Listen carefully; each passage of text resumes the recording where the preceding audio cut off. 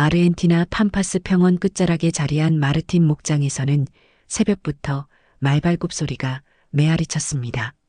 라울 마르틴은 말 한마디보다 손과 몸으로 말하는 남자였죠. 거친 손으로 말의 목을 쓰다듬으며 속삭이는 그의 모습에서는 특유의 마초적 카리스마가 풍겨났어요. 수십 년간 이 땅을 지켜온 그에게 목장은 단순한 사업터가 아니라 삶 자체였습니다. 아빠, 저 한국에서 정말 좋은 사람 만났어요. 외동딸 아나가 NGO 출장에서 돌아와 꺼낸 말에 라울의 얼굴이 굳어졌어요. 아나는 한국에서 만난 미용사 이민재 이야기를 설레며 털어놓았지만 라울은 점점 더 심각한 표정이 되어갔습니다. 미용실이라는 단어가 나오는 순간 그의 눈빛이 차갑게 식었죠. 미용사라고?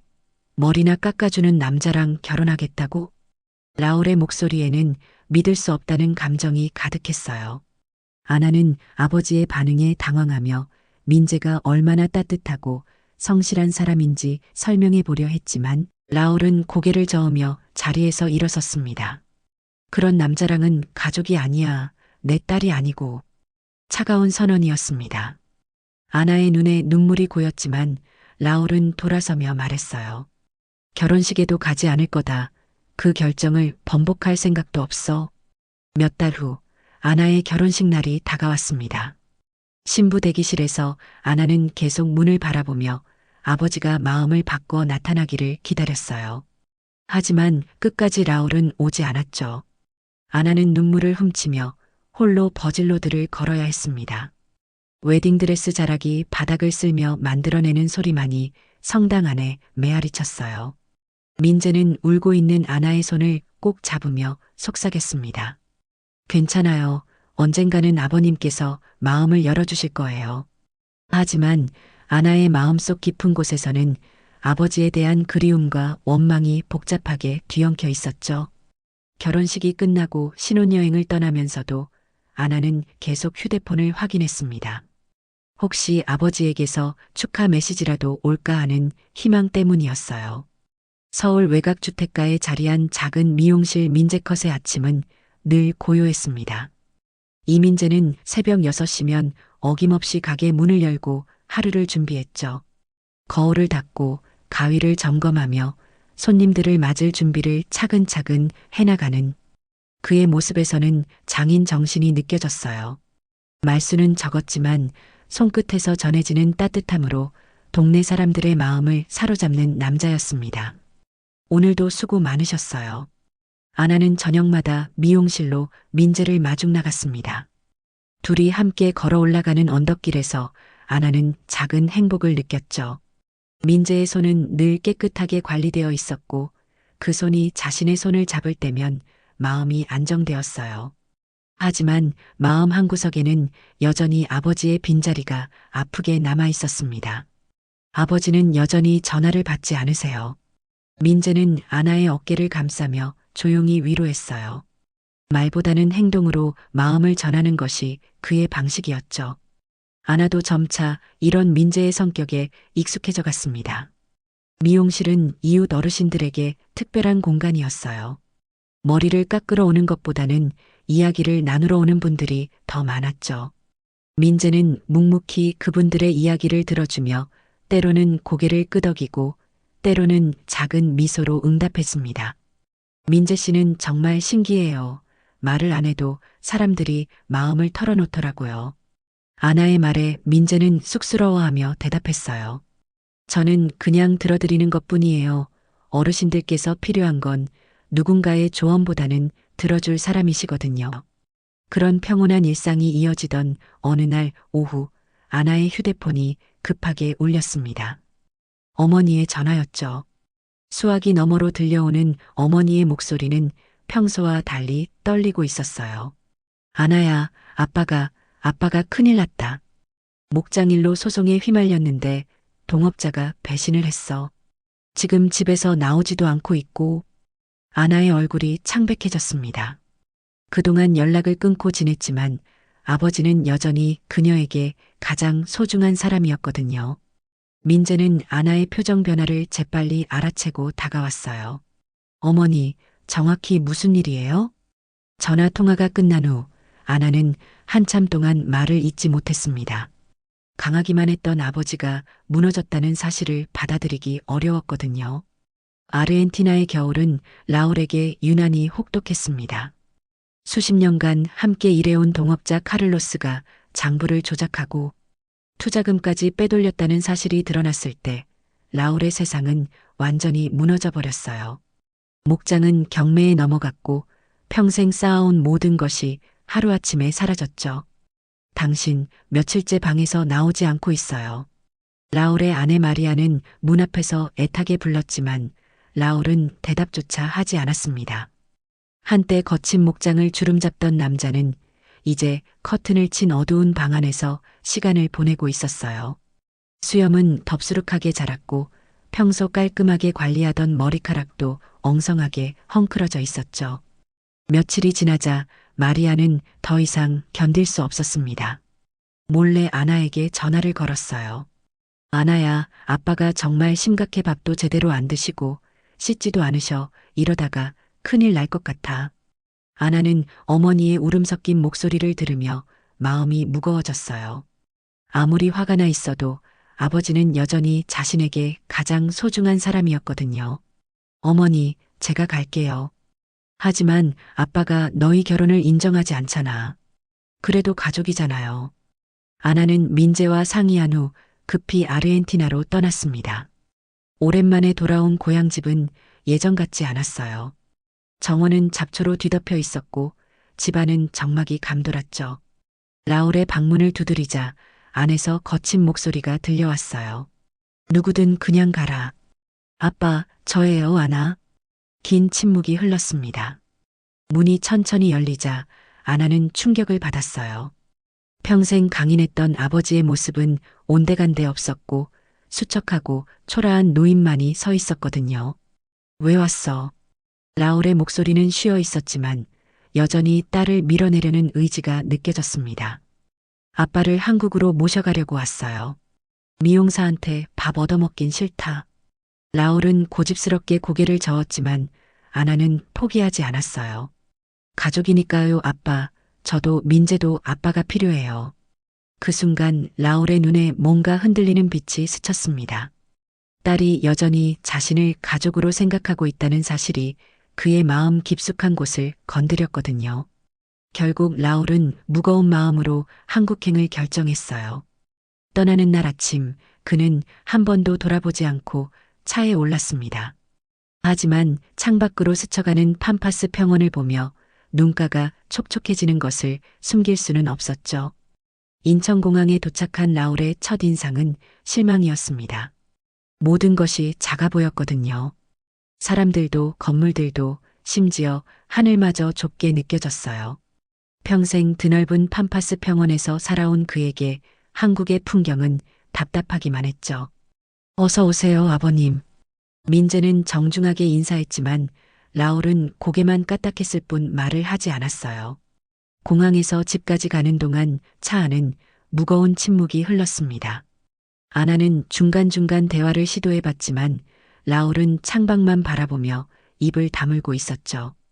집에 도착하자 라울의 불만은 더욱 커졌습니다.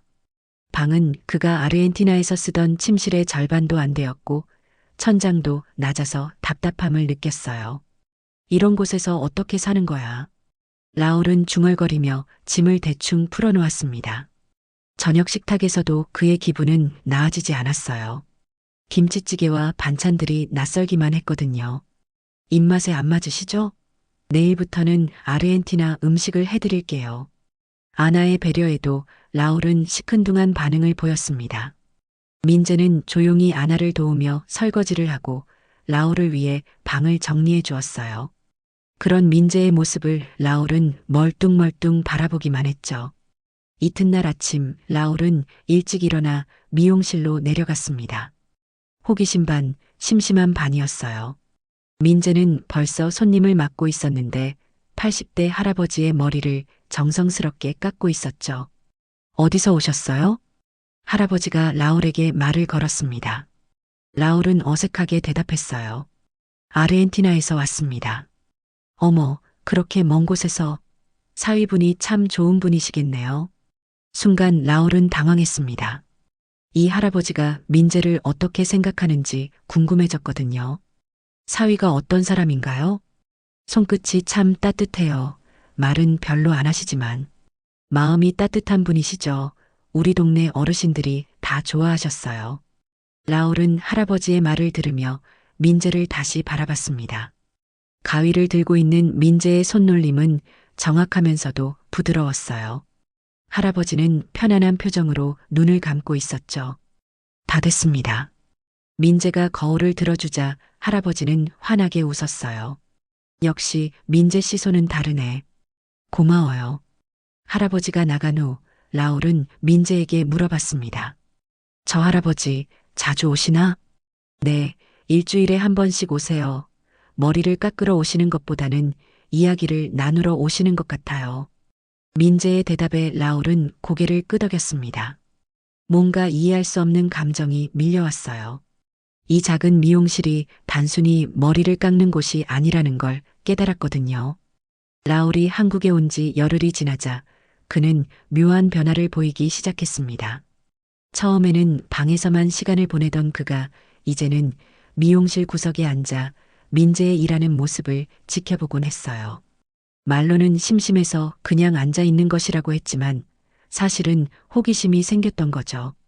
어느 날 아침 라울은 미용실 바닥에 떨어진 머리카락들을 쓸고 있었습니다. 민재가 출근하자 깨끗하게 정리된 가게를 보고 놀라워했어요. 아버님, 이걸 언제 하셨어요? 심심해서 그런 거야. 라울은 투덜거리며 대답했지만 민재의 다음 말에 표정이 부드러워졌습니다. 감사합니다, 아버님.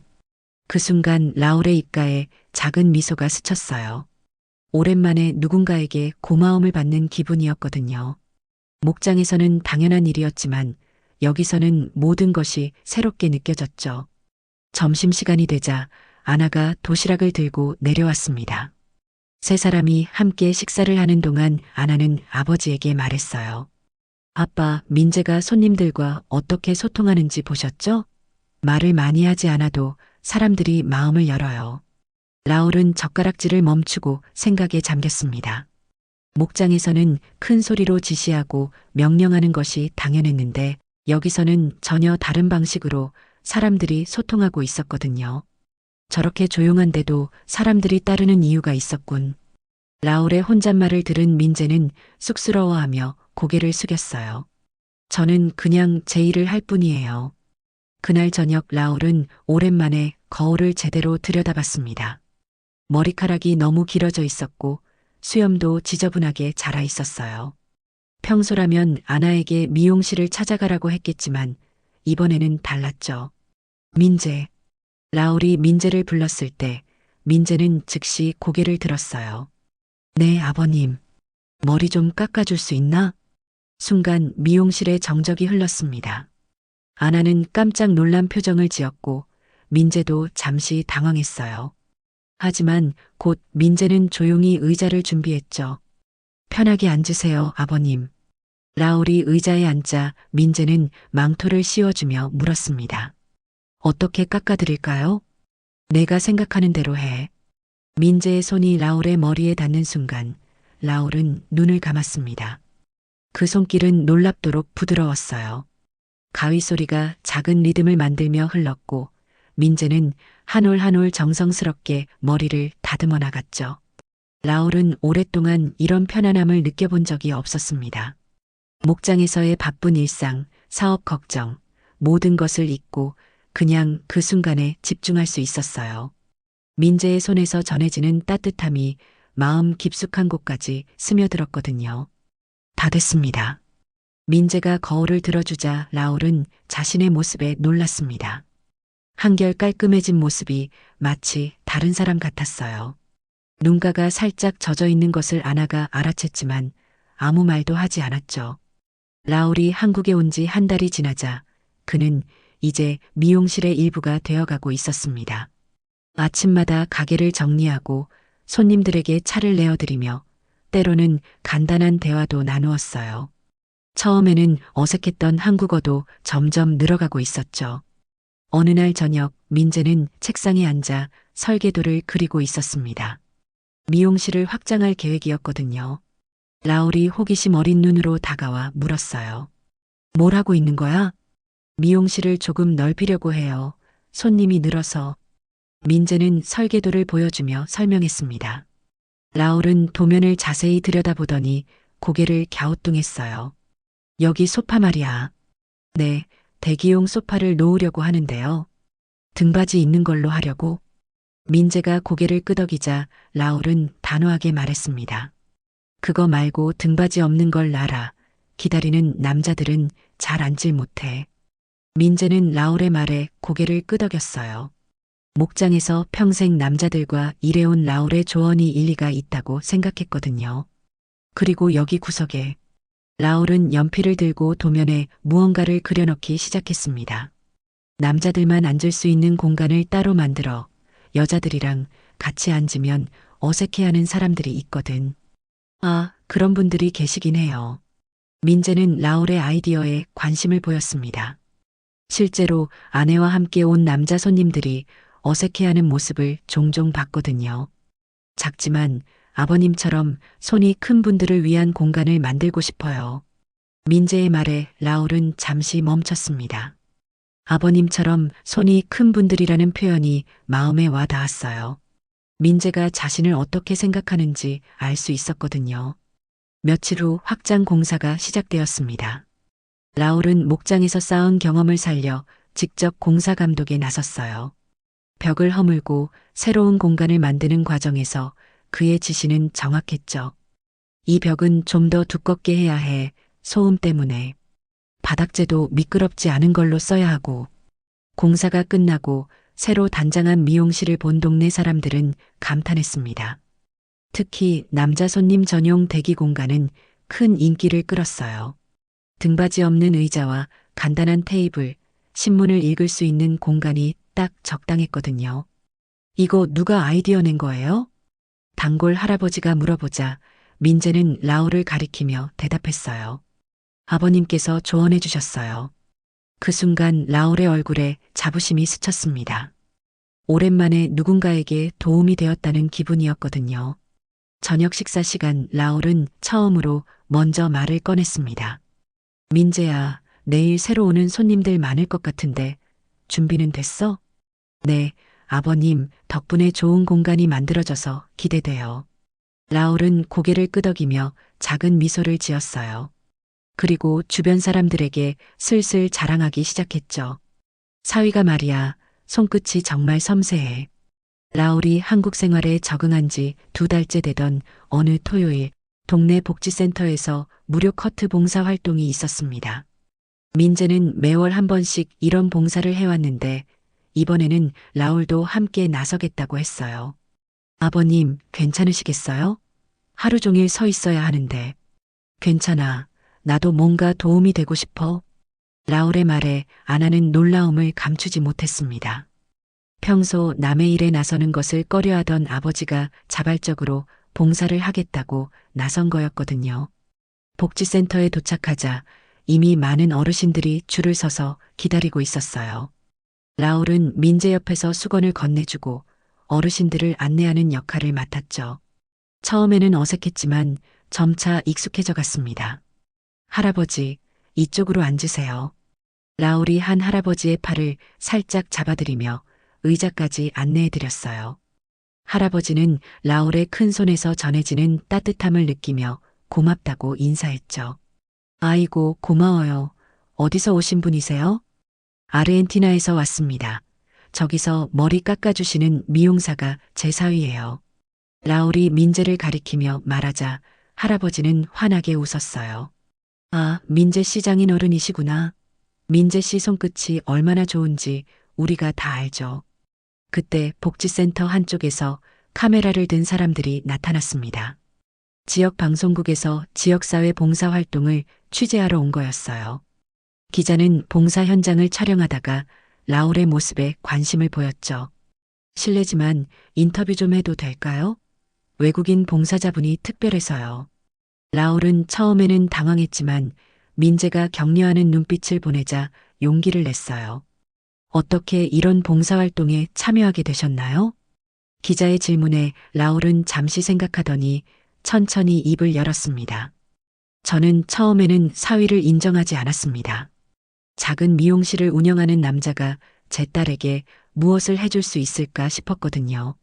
기자와 주변 사람들이 라울의 말에 집중했어요. 하지만 여기 와서 보니 손끝의 정이 이렇게 소중한 거였습니다. 나는 딸을 통해 이 사위를 얻었고 이 사위를 통해 다시 세상에 나왔어요. 손끝의 정은 사람을 다시 살립니다. 라울의 진심 어린 말에 주변 어르신들도 고개를 끄덕였어요. 민재는 라울의 말을 들으며 눈시울이 붉어졌죠. 방송이 나간 후 동네 사람들의 반응은 뜨거웠습니다. 라울을 보는 시선이 완전히 달라졌어요. 이제는 그를 민재 씨 장인어른이라고 부르며 친근하게 대했죠. 라울 씨, 오늘 방송 봤어요. 정말 감동적이더라고요. 사위분 자랑하시는 모습이 보기 좋았어요. 라울은 이런 관심과 따뜻함을 받으며 한국 사회의 일원이 되어가고 있었습니다. 그리고 무엇보다 민재를 바라보는 자신의 마음이 완전히 바뀌었다는 것을 깨달았어요. 그날 밤 라울은 아나에게 말했습니다. 딸아, 내가 틀렸었다. 민재는 정말 좋은 남자야. 라울이 한국에 온 지 6달이 흐른 어느 가을날 미용실 민재컷 1주년 기념 행사가 열렸습니다. 동네 사람들이 모두 모여 축하해주는 자리였어요. 라울은 아침부터 분주하게 행사 준비를 도왔죠. 한때 거대한 목장을 운영했던 남자가 이제는 작은 미용실의 소중한 가족이 되어 있었습니다. 아버지, 정말 많이 달라지셨어요. 아나는 테이블을 정리하는 라울을 보며 감회에 젖었어요. 예전에 고집스럽고 완고했던 아버지는 온데간데 없었고 이제는 따뜻하고 다정한 할아버지의 모습이었거든요. 손님들이 하나둘 모여들기 시작했습니다. 평소 미용실을 이용하던 어르신들부터 동네 복지센터에서 만난 분들까지 많은 사람들이 축하하러 왔어요. 라울은 익숙한 모습으로 손님들을 맞으며 의자를 권하고 차를 내어드렸죠. 라울 씨, 오늘 주인공은 따로 있는데 너무 바쁘게 움직이시네요.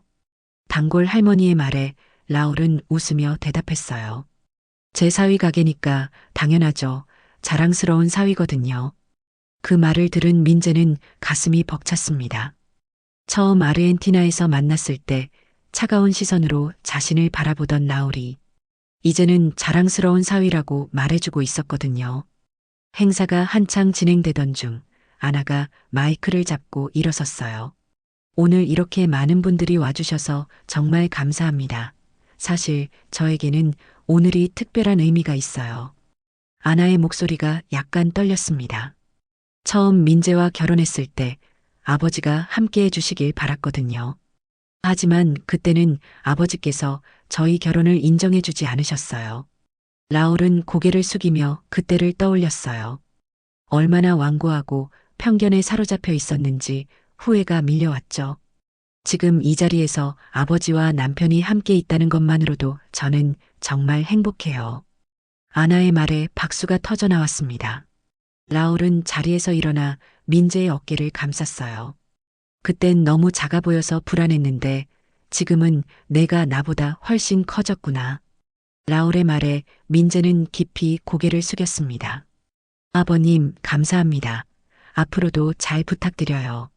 그날 밤 행사가 모두 끝나고 정리를 마친 후 세 사람은 미용실 앞 작은 평상에 나란히 앉았어요. 서울의 밤하늘에는 별이 몇 개 보였죠. 라울은 하늘을 올려다보며 깊은 한숨을 내쉬었습니다. 아르헨티나에서는 별이 정말 많이 보였는데 그립지 않으세요? 민재의 질문에 라울은 고개를 저었어요. 이제는 여기가 내 집이야. 너희들이 있는 곳이 바로 내 고향이고. 아나는 아버지의 손을 꼭 잡았습니다. 민재도 라울의 다른 손을 살며시 잡았어요. 세 사람의 손이 포개지자 따뜻함이 전해졌죠. 이 손으로 수백 마리 소를 다뤘지만 라울이 천천히 말을 이어갔습니다. 내 사위 머리카락을 손질한 그날이 제일 잊히질 않네. 그 말과 함께 라울의 눈가에 눈물이 맺혔어요. 행복한 눈물이었죠. 한때 잃었다고 생각했던 가족이 이제는 더욱 단단하게 결속되어 있었거든요. 서울의 작은 미용실에서 시작된 이들의 이야기는 이제 완전한 가족의 모습으로 마무리되었습니다. 서로 다른 문화와 배경을 가진 세 사람이 진정한 가족이 되기까지의 여정, 그것은 손끝에서 전해지는 따뜻한 마음으로 가능했던 기적이었어요.